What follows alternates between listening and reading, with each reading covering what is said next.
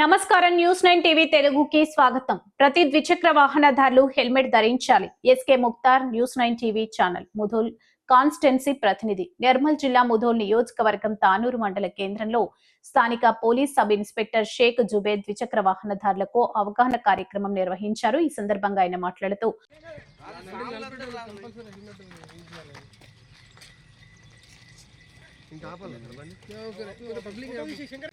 పరిస్థితుల్లో వాహనాలు వాళ్ళ పిల్లలకు కానీ పద్ధతి లోపల ఉన్న వాళ్ళకి కానీ ఎట్టి పరిస్థితుల్లో ఇవ్వదు.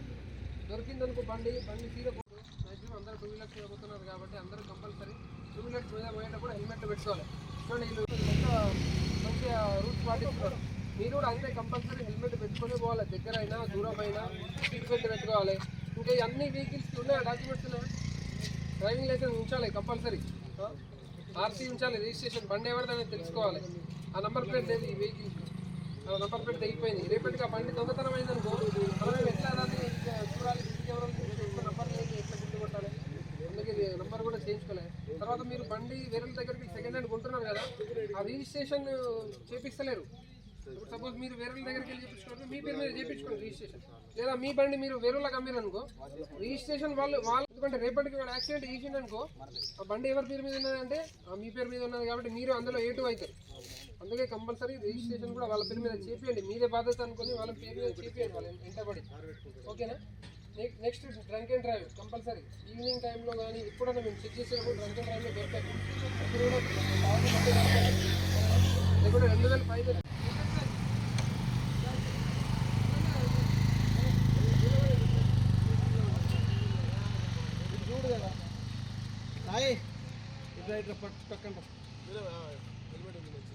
అలా కొడుకు మీద కేసు ఆయన బండి ఎవరు ఇచ్చారు ఆయన మీద కేసు.